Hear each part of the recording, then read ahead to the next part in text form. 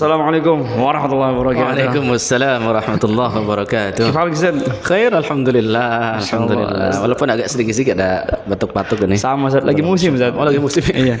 Ini 2 bulan libur Ustaz. Masya Allah. Iya, alhamdulillah ini kesibukan. Luar biasa. Iya, Masya Allah. Ustaz, ana langsung tembak Ustaz. Masya Allah. Ana minta oleh-oleh antum Ustaz. Setelah pulang dari sana nih Ustaz. Masya Allah. Apapun bentuknya Ustaz. Masya Allah. Masya Allah. Ya, alhamdulillah. Iya Ustaz. Terkait dengan kepergian umroh anak kemarin gitu ya, tentunya kita iya. alhamdulillah dalam artian Allah Subhanahu wa taala merizkikan kepada kami bisa umroh di bulan Ramadan, apalagi di akhir Ramadan ya. Dan banyak sekali faedah yang bisa anak ambil, Masya Allah di sana ya, ambil secara pribadi. Tentunya banyak banget, tapi tidak mungkin kita ceritakan semua. Tapi hal-hal penting itu mungkin bisa kita bicarakan di sini gitu. Tentunya yang pertama faedah yang pertama adalah dalam masalah ini nih, masalah fikih kita dalam mengambil rukhsah gitu. Jadi waktu perjalanan ke sana kan sekitar 10 jam ya. Sekitar 10 jam menggunakan Saudi Airlines pada waktu itu. Sebagian kami itu ada yang tetap saum, ada sebagian lagi yang berbuka nih, karena kita perjalanan pagi, siang ya. Seperti itu. Ada yang berbuka seperti itu. Dan dalam keadaan seperti itu akhirnya kemudian membuka pertanyaan kan dari sebagian jamaah itu, apakah kita akan berbuka ataukah kita akan untuk bagaimana tetap menahan dalam artian tetap berpuasa gitu kan. Maka kami pun memberikan kebebasan. Sebenarnya Nabi SAW juga memberikan kebebasan ya. Siapa yang mau saum lanjut gitu kan. Siapa yang tidak kuat dan lain sebagainya maka tentunya bisa berbuka gitu. Nah, sebagian akhirnya berbuka, sebagian lagi akhirnya berpuasa demikian. Dan satu sama lain itu tidak saling kemudian merendahkan, tidak saling meremehkan. Karena kami wanti-wanti untuk tidak meremehkan yang berbuka, dan yang berbuka pun tidak merasa bahwasanya saya itu ngambil rukhsah loh. Rukhsah itu hadiahnya dari Allah Subhanahu wa taala dan lebih baik untuk diambil. Akhirnya meremehkan mereka yang berpuasa. Nah di sini kemudian akhirnya timbul saling faham satu sama lain. Jadi yang pertama oleh-olehnya adalah berkaitan tentang itu tuh, tafahum, saling memahami satu sama lain. Iya. Masya Allah. Begitu. Berarti nggak saling menyalahkan ya, antum harusnya buka aja. Nggak begitu Ustaz ya? Enggak, alhamdulillah gitu kan. Jadi istilahnya dalam urusan fikih mah kita lapang lah gitu ya, luas-luasnya, berluas-luas diri. Gitu. Batas kemampuan orang kan beda-beda saat ada yang bagi dia mungkin ini wah ini mah masih oke lah gitu kan. Ada yang merasa buka aja lah. Dan sekaligus juga kita memberikan tanbih kepada para jamaah. Dalam artian semangat boleh, tapi sadar diri juga penting gitu. Jadi jangan sampai memaksakan. Memaksakan karena ingin tetap berpuasa. Sementara kan kita perbedaan waktu dengan Saudi itu kan sekitar 4 jam ya. Jadi kalau misalkan kita berpuasa sekarang nyampe ke sana itu ya berarti kita nambah 4 jam lagi. Karena kita kan lebih dulu. Iya. Jadi menahannya lebih lama gitu kan. Menahannya lebih lama. Jadi kalau kita hitung sama saja kita berbuka jam 10 malam. Kalau nunggu sampai sana. Iya. Waktu itu karena kita diperkirakan nyampe itu maghrib. Ternyata nyampe itu jam 2 siang. Iya.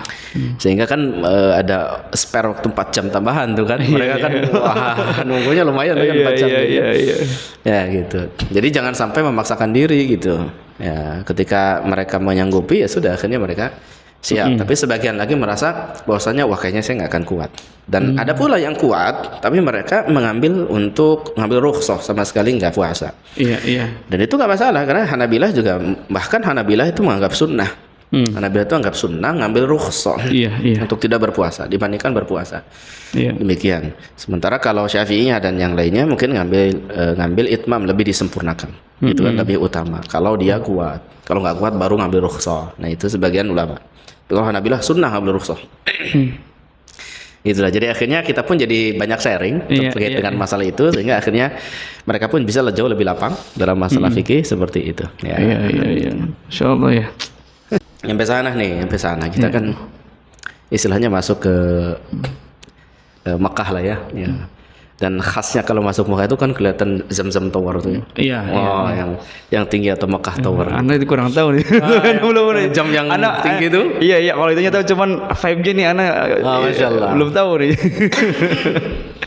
Nah kita itu waktu awal-awal memang di penginapan kita itu adalah di apartemen ya, syukoh ya, sebuah apartemen Ya, kita nginep di sana seperti itu beberapa hari lah. Ya. Ya, demikian. Dan masya Allah, dan di wilayah Aziziyah pada waktu itu. Ya, dan masya Allah, qadarullah masyafa, alhamdulillah, dekat dengan masjid. Di daerah Aziziyah itu dekat dengan masjid. Masjidnya tidak terlalu besar, kecil. Cuman kita bisa ambil faedah dari masjid ini, masya Allah. Bahkan anak pribadi juga melihat dari masjid ini, anak ngambil inspirasi banyak. Sampai anak foto-foto kondisinya seperti apa di masjid tersebut, foto masjidnya gitu ya. Iya, iya. Dan dalamannya seperti apa gitu. Jadi di masjid ini, anak langsung singkat saja, anak kita kalau masuk gitu ya, kita masuk ke masjid mau sholat gitu seperti itu. Itu mereka orang-orang haram ya, orang-orang haram itu mereka itu sudah siap jauh sebelum adzan itu, mereka itu udah pada masuk. Iya, iya. Mereka tuh udah duduk, udah tahiyatul masjid, udah duduk, mereka ngambil mushaf, mereka baca Quran dan sebagainya seperti itu. Dan petugas masjidnya nih, masya Allahnya, itu mungkin sekitar setengah jam atau 1 jam sebelum sholat 5 waktu itu sudah menyiapkan, membersihkan, sudah pakai vacuum cleaner lah apa segala macam, dibersihkan karpet-karpetnya. Kemudian AC-nya sudah dinyalakan, sudah sejuk. Kemudian selanjutnya diwangikan dengan gaharu. Masya Allah. Itu setiap 5 waktu. Yes, itu masya Allah. Masya Allah. Jadi kalau masuk ke masjid itu harum gaharu, sejuk, gitu kan? Karpet bersih. Dan sudah tersedia kalau sore nih asar ataupun mau maghrib itu sudah tersedia air di tiap apa namanya, di tiap soft itu. Jadi air apa namanya itu, mineral yang botolan-botolan kecil itu udah disediakan oleh mereka. Nah, kalau pas waktu iftar maka udah ada tuh kurma-kurma apa segala macam. Itu masya Allah, dan itu sudah mubarak, sudah didinginkan semuanya. Oh iya. Jadi di belakang Masya itu, di belakang masjid itu ada refrigerator, jadi ada pendingin gitu ya. Iya. Ada pendingin, jadi si dalam dus-dus itu berisi air mineral semua, yang itu udah penuh didinginkan di sana. Jadi ketika disimpan di soft itu dalam keadaan dingin. Ketika kita minum itu seger gitu, masya Allah. Dan itu masya Allah. Jadi banyak sekali yang kita ambil inspirasi dari tempat membaca Qur'annya gitu kan,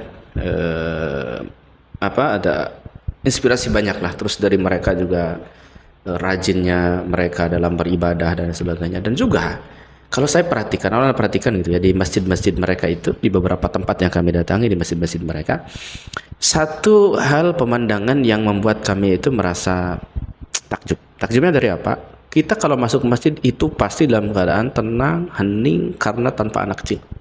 Iya. Masya Allah dong. Ya betul. Jadi anehnya itu ketika kita masuk, anak kecil nggak ada gitu. Adanya itu justru di luar lagi pada main bola lagi apa. Iya. Ya, mereka tuh ketika kami masuk itu anak kecil nggak ada. Dalam artian kita awalnya merasa biasa aja gitu dalam artian. Cuman lama-lama jadi bertanya-tanya, emang begini gitu ya tradisinya atau gimana gitu. Perasaan kayak ada yang enggak, ada yang beda dengan tanah air gitu kan. Ada yang beda ya. Kalau kita kan sering gitu, keributan itu kita enggak temukan di sana gitu. Nyari kita tenang banget gitu sana tuh. Jadi maksudnya khusyuk banget. Kita berdoa tuh enak gitu kan. Kita baca Quran enak, segala macam enak, salat sunnah enak, segala macam.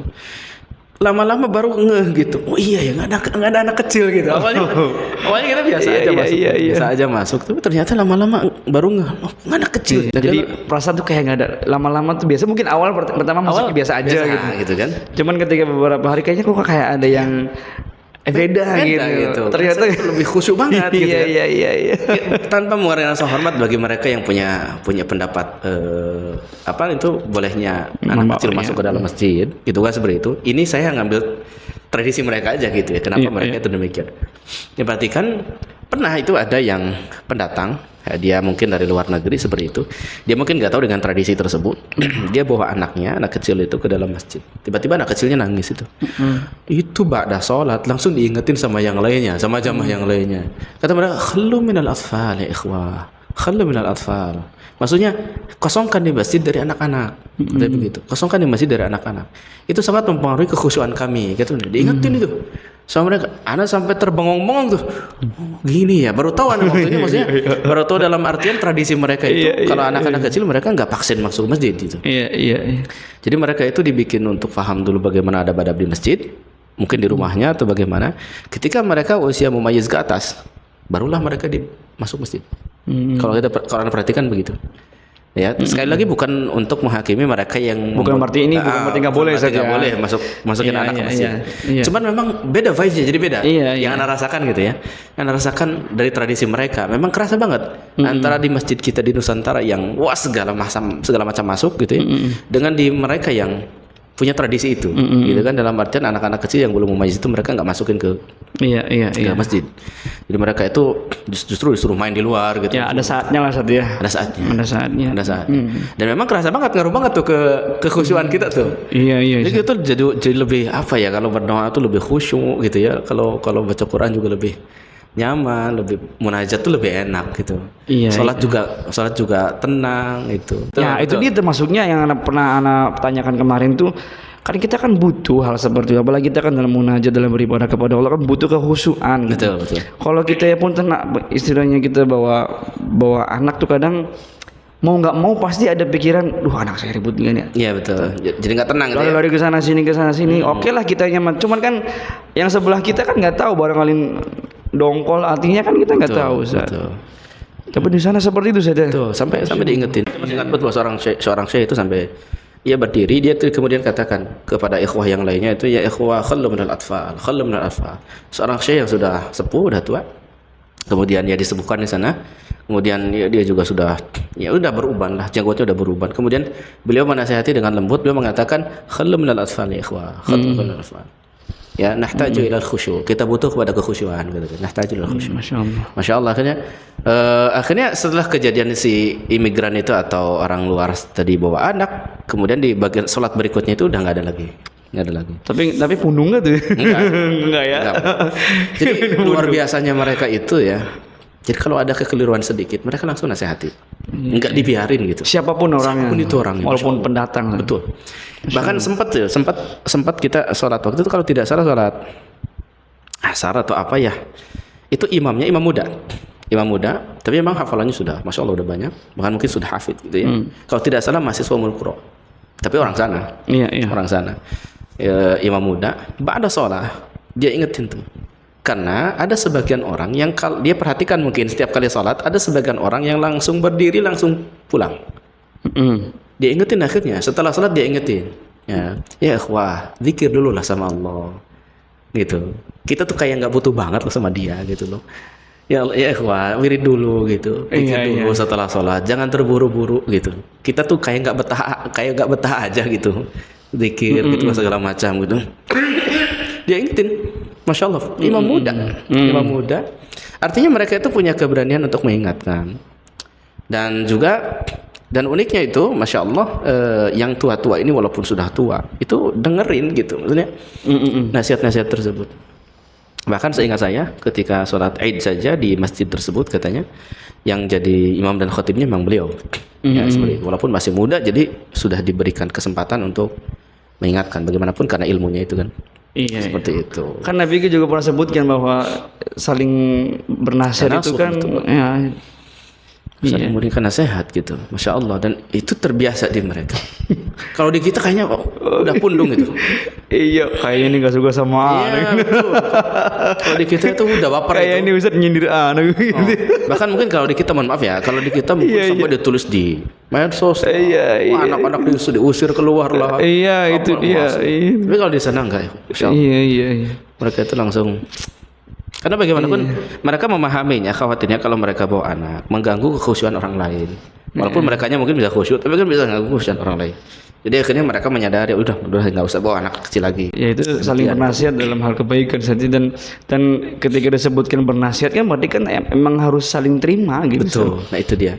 Harus saling terima. Jadi, masya Allah, uniknya orang di sana tuh begitu.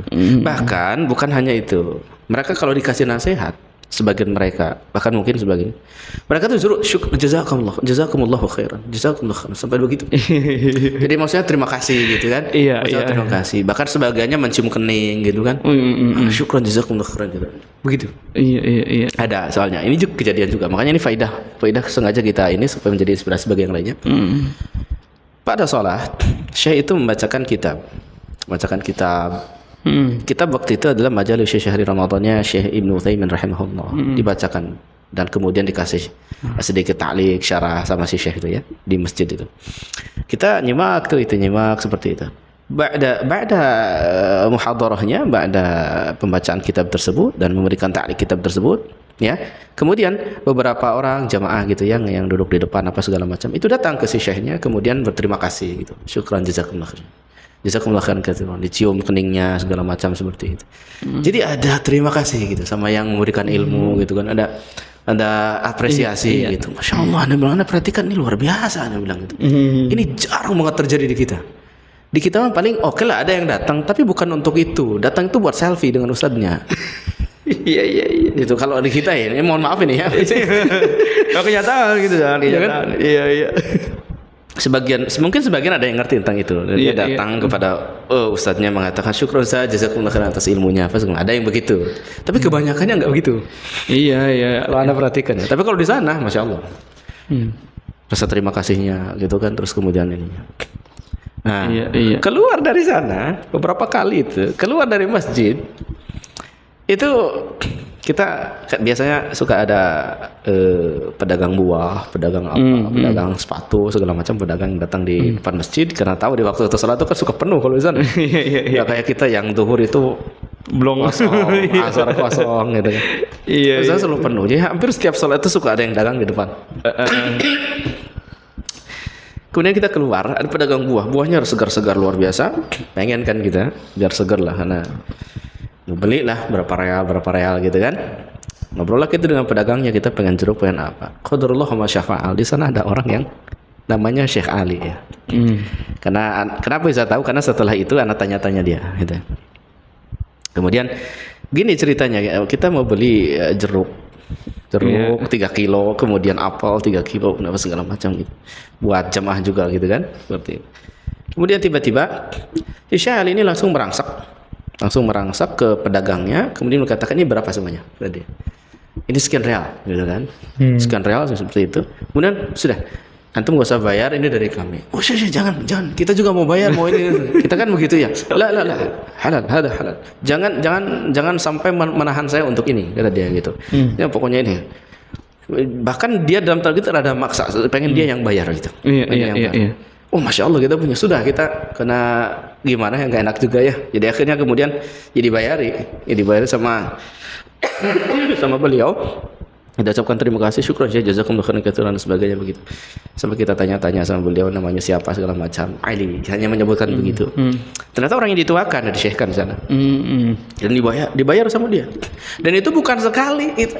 Besoknya kita ngendap jangan sampai ada Syekh Ali lagi gitu kan. Kita beli lagi gitu kan biar enggak malu kita. Maksudnya biar kita beli sendiri gitu. Ternyata orang yang ada di sana.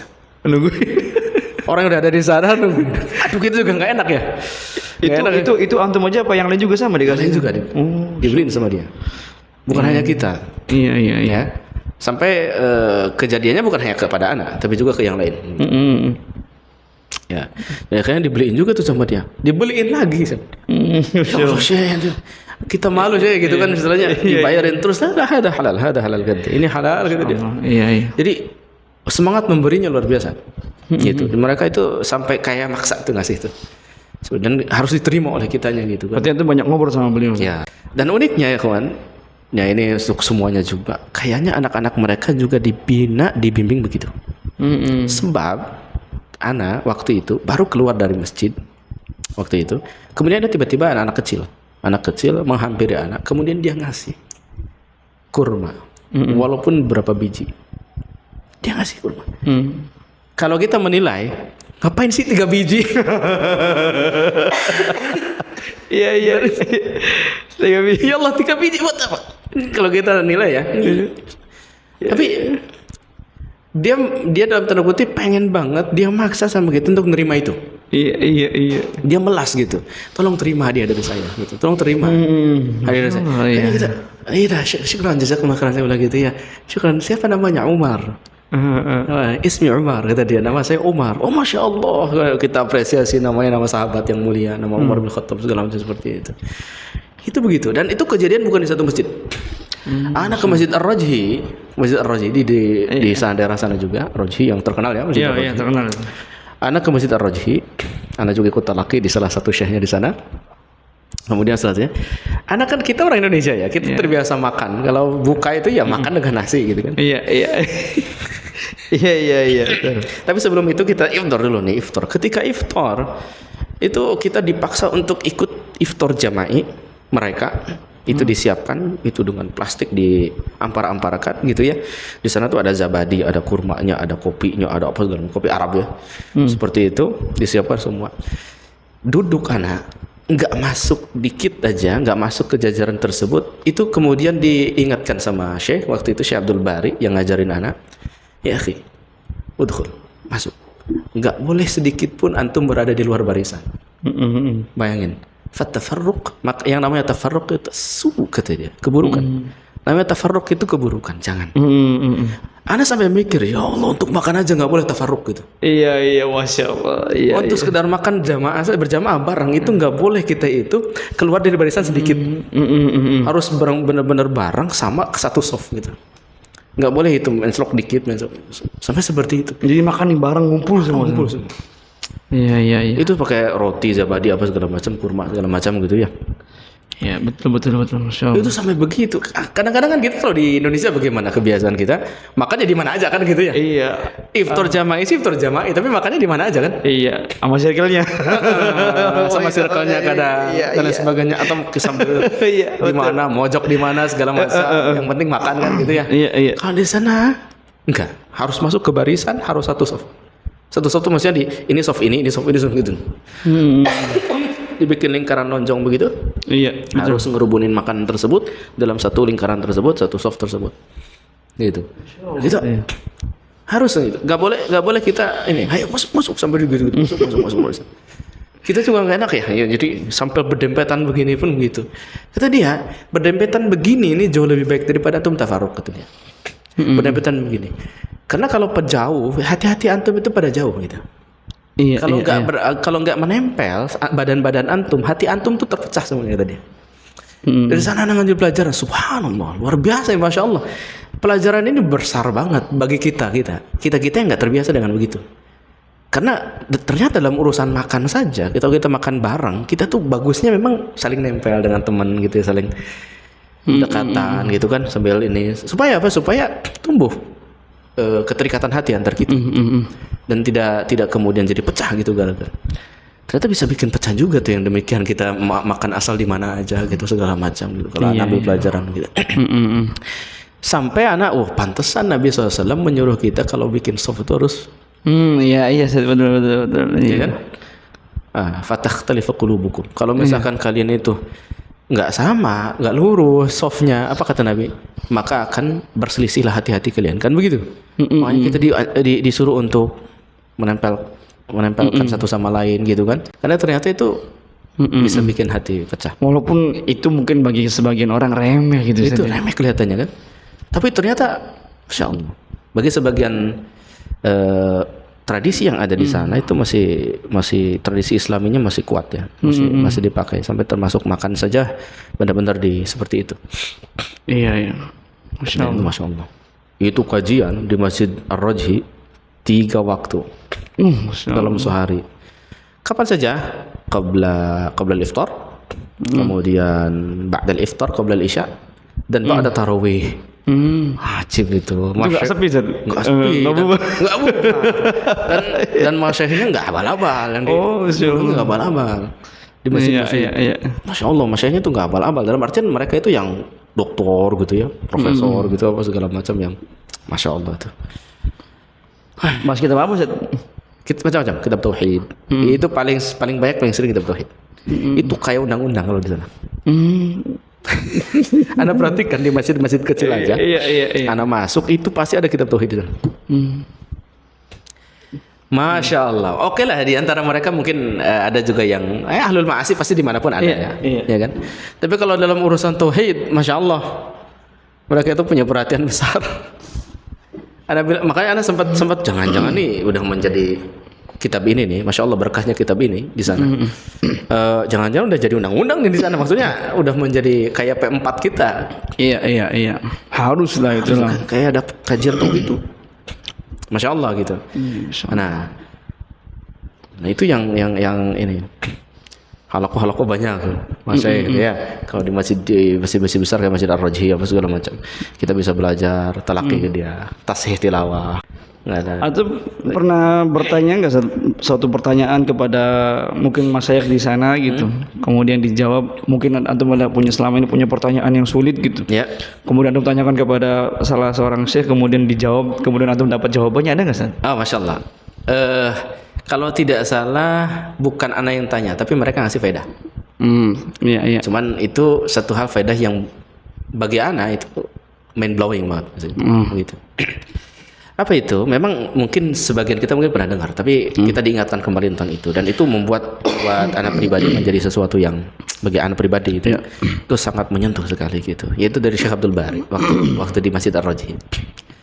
Setelah kita tashih tilawah, setelah kita talaqi waktu itu, kemudian Syekh Abdul Bari kemudian mengingatkan kepada kita, memberikan tanbih, memberikan taujih kepada kita, arahan. Apa kalimatnya? Tidak panjang. Kalimatnya itu hanya begini, dia bilang, kalian ini adalah orang yang dipilih oleh Allah untuk punya perhatian terhadap Al-Quran. Jaga itu, kata dia. Kemudian dia katakan bahwasanya sungguh tidak ada yang membahagiakan kita secara hakikat selain daripada dekat dengan Al-Quran, kata dia begitu. Kalian itu istilahnya wajah-wajah kalian ini bercahaya dengan Al-Quran Karim. Kehidupan kalian pun diberkahi dengan Al-Quran Karim seperti itu. Jadi jangan sampai lepas dari Al-Quran Karim, kata dia. Dan itu sebenarnya mungkin sering bagi kita mendengar hal tersebut, tapi pada waktu itu bagi anak itu satu hal yang iya ya gitu.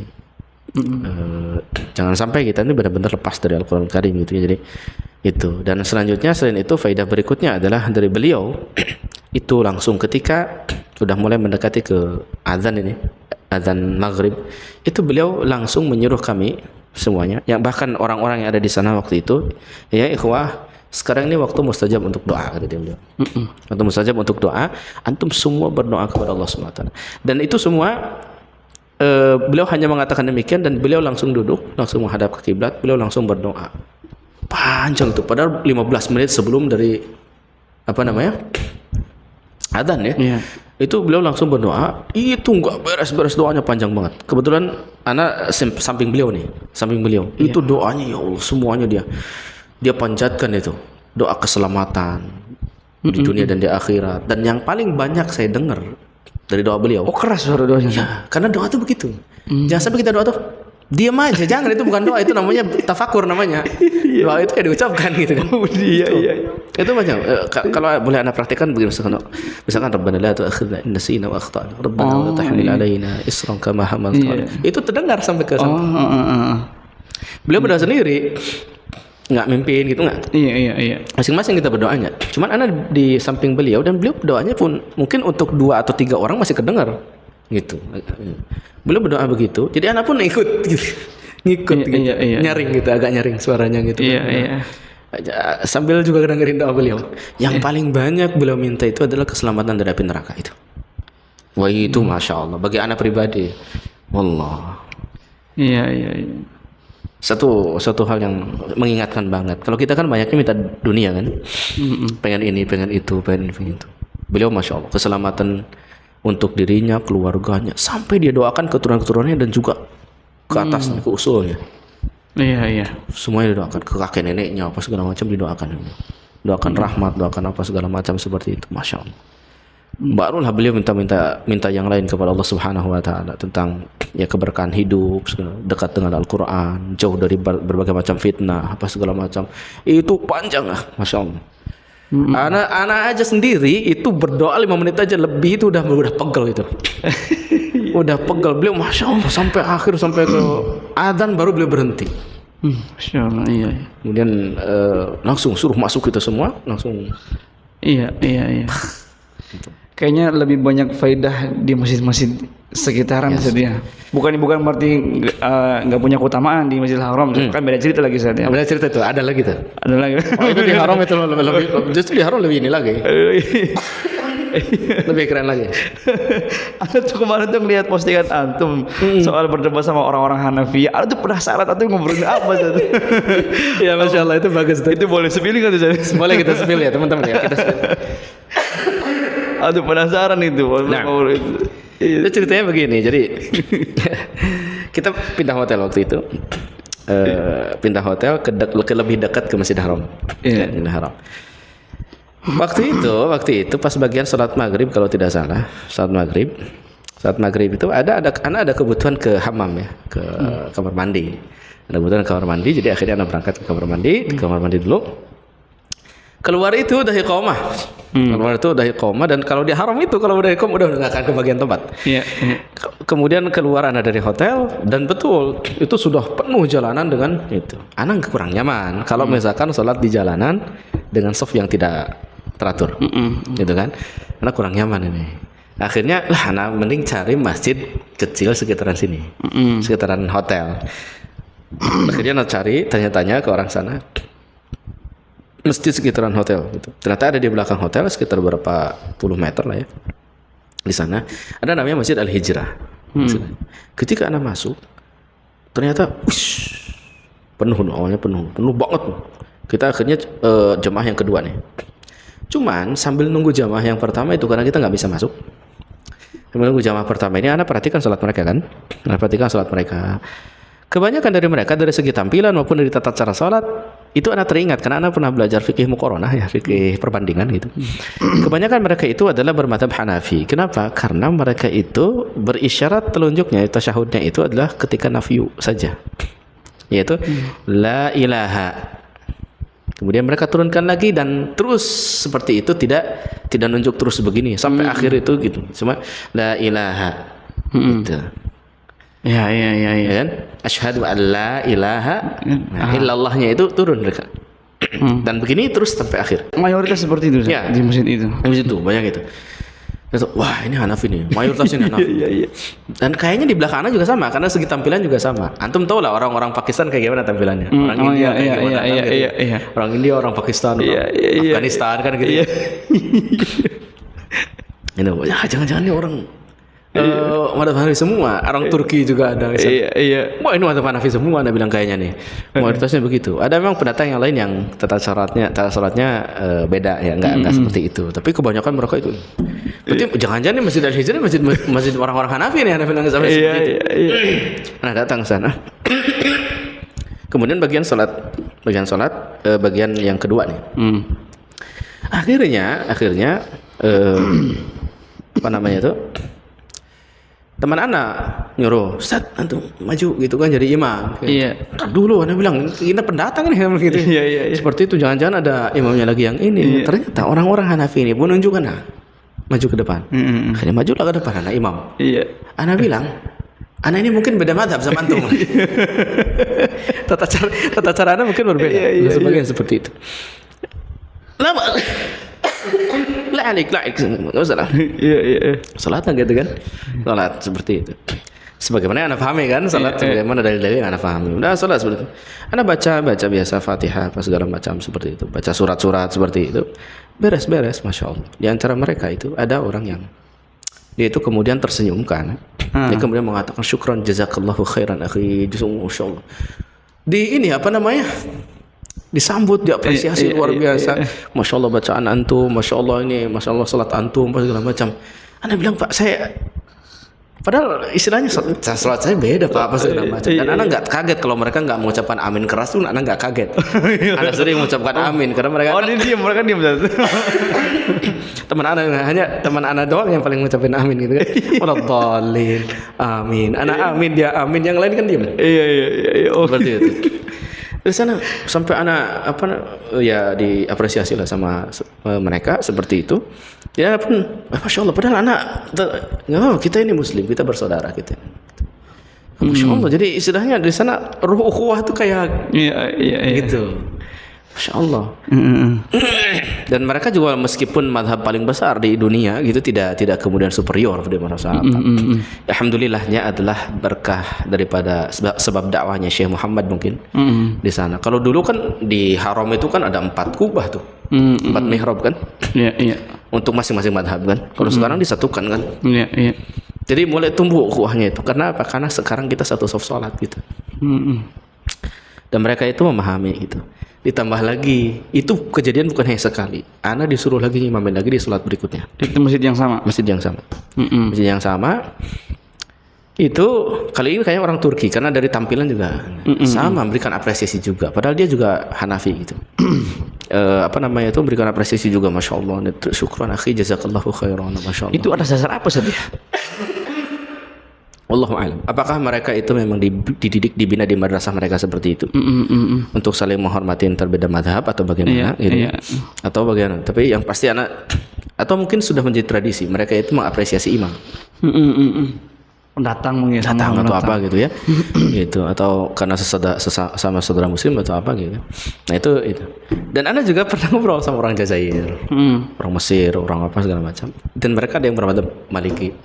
Itu khas banget juga karena mereka jadi Ana tuh kayak bagi Ana ini satu hal yang perjalanan yang sangat ini ya karena seakan-akan Allah Subhanahu wa taala itu kalau kita belajar tentang fikih muqaranah Pak, seakan-akan sama Allah itu dipertemukan dengan orang-orang yang berbeda-beda itu. Iya. Supaya sama-sama sambil saling ngambil faedah gitu loh. Iya. Sebagai prakteknya lah. Tuh, praktek langsungnya. Sampai kita diskusi tentang masalah bacaan. Biasanya kalau daerah Maghrib, Maroko gitu kan. Karena ketemu juga orang Maroko, ketemu Aljazair gitu. Waktu itu ngobrol sama orang Aljazair. Ana tanya, qiraat yang biasa antum pakai apa? Ya, Nafi. Nafi. Riwayatnya Warsh. Gitu. Masya Allah ya, Ana bilang berarti antum kuat-kuat nafasnya nih. Karena kan harus 6 harokat tuh ya kalau baca. Ya kan madnya kan, mad wajib, mad jaiznya harus 6 harokat gitu. Ya. Warsh memang harus panjang-panjang Ustaz. Iya. Harus kuat nafasnya. Kuat nafasnya dan mereka tuh suaranya tinggi-tinggi kan. Iya. Masya Allah, Ana bilang, ya enakan kalian ya hafaz kata dia. Enakan kalian hafaz kan? Iya. Kalau majaiz masih bisa, kalau thayyibah itu pakai 2 harokat gitu kan dan sebagainya. Kita nggak bisa kata dia. Terus selanjutnya banyak lah tentang itu lah. Kita juga jadi diskusi tentang qiraat. Setelah itu kita diskusi juga tentang fikih. Ana tanya, kebanyakan kalian Maliki? Iya, Maliki kata dia. Iya, Maliki kata dia seperti itu. Pantesan. Tata cara salat antum mana kenal banget, Ana bilang gitu. Iya. Nah, di antaranya apa cirinya? Tasyahudnya itu kiri kanan. Oh, kiri kanan. Mereka memang begini, tapi kiri kanan. Gitu. Dan mereka mengiyakan itu, Ustaz? Ya, gitu. Kalau antum nggak irsal, karena sebagian Maliki itu kan irsal. Ya, itu sebenarnya irsal itu tidak harus kata dia. Irsal itu maksudnya dia nggak sedekap gitu kan. Itu mereka mengikuti Imam Malik ketika Imam Malik tangannya udah patah gitu kan. Tangannya itu kan patah beliau itu. Dipatahkan penguasa pada waktu itu. Iya. Sementara pada asalnya Imam Malik itu justru menyuruh kita untuk sedekap kata dia. Jadi akhirnya kita untuk sedekap sebenarnya. Gitu. Oh iya. Jadi kita paham kan akhirnya terkait dengan itu. Iya. Banyak hal yang kita bicarakan, alhamdulillah. Cuman masya Allah mereka juga mengapresiasi tentang Indonesia. Mereka mengapresiasi tentang kaum muslim Indonesia. Itu enggak gesek kan ketemu beda mazhab sama mereka. Masya Allah enggak gesek, enggak. Iya. Khas mereka kan pakai burnus. Antum tahu ya burnus ya? Yang ada hoodie-nya itu? Iya. Jubah yang ada hoodie-nya. Iya. Warna-warni yang betul. Itu Maghribi itu orang Maghribi. Sebelahan dengan mereka masya Allah dan kulit putih-putih gitu kan, putih kemerahannya karena mereka dekat dengan Eropa ya. Kalau Maroko tuh memang standar biasanya di sana makanya waras kan Ustaz ya. Iya. Nah justru kalau kita pakai hafaz di sana makanya aneh tuh.